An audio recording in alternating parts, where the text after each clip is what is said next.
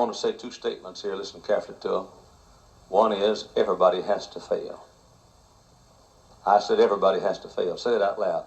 Everybody has to fail. Say it again. Everybody has to fail. Everybody say it. Ready?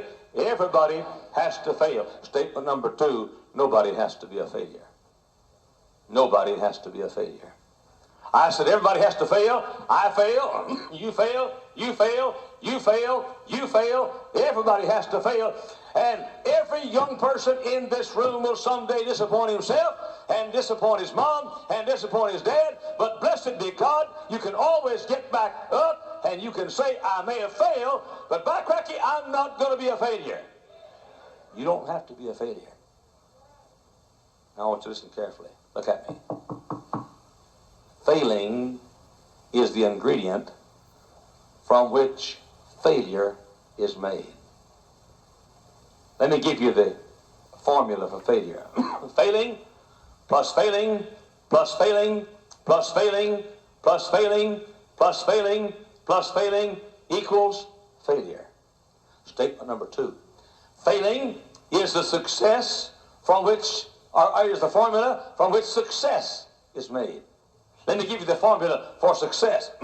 Failing plus failing plus failing plus failing plus failing plus failing equals success.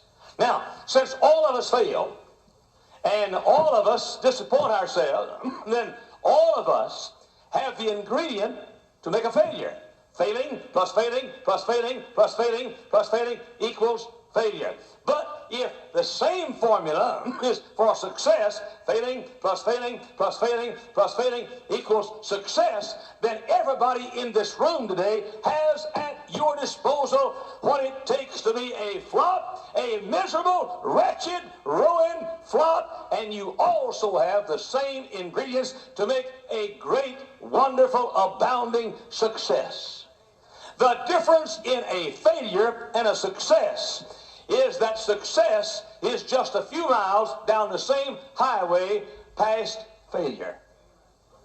Just keep on failing till success breaks through. That's it. That's it. Now I want to make a few statements.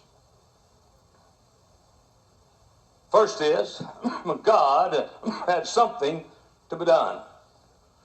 God had a job to do. Statement number two, God made you to do it. Son, may I use you here, please? Yeah, the dumb-looking guy. That's it. He knew who it was when I described you. Come up here. I want to tell you something. Did you know that you are no accident? Well, maybe you are. Did you know that you're no uh-oh? God didn't look down one day and say, I wonder who he is. I better keep him busy. Now, God did look down one day and say, wonder what he is, but didn't say wonder who he is. You see, one day God had a job to do. What is your name? David what? D.Th.S? D.I.S? David D.Th. God looked down and said, I've got a job to do. And God said, I'm going to make a young man to do it. I'm going to make David D.Th. Now, the job was there first, and you were made for that job.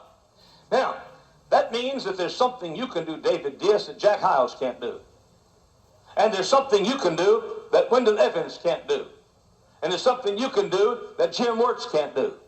There's something you can do that Eddie DePina couldn't do. And there's something you can do that John the Baptist couldn't do. And there's something you can do that Lee Robertson couldn't do. There's something you could do that Charles Haddon Spurgeon couldn't do, because you see, you were made to do a particular thing. God had a job to do, and God made you to do it. And that means that you are here on purpose, made for a job. I want you to notice something. Stay right here. I want you to look at something. I'm going to show you kids something you've never seen in your life before. Look at this. Watch it. You folks over here, watch this. Did you see that? You folks over here, I want you to watch it carefully. Look at this. Look at this. Did you see that? You know what you just saw? You saw the one and the only like me. I mean, you'll never see another one just like me, and no smart, dirty cracks either, by the way. I mean, I am original. God had a job to do one day, and God said, I want somebody to pastor the First Baptist Church of Hammond, Indiana. And God said, I want him 5 feet 11 and 3/4 inches tall. And I want him to weigh a good deal. And I want him to have a bald spot in the back of his head. God made that. Don't blame me. And God said, there's a certain type man that I want to pastor First Baptist Church of Hammond starting in 1959, at least to 1984.